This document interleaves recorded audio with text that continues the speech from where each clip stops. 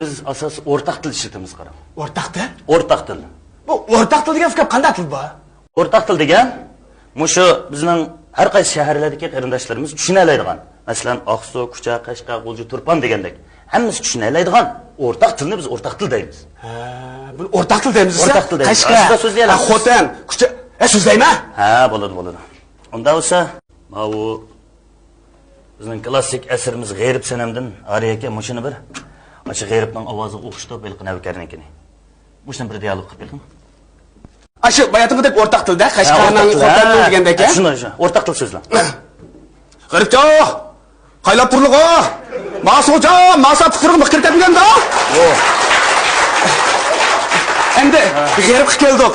Hay, nagmatimna. Hele ilgimingdaysiz, mingimingdaysiz. Sen nagmatmna, mangmaytman.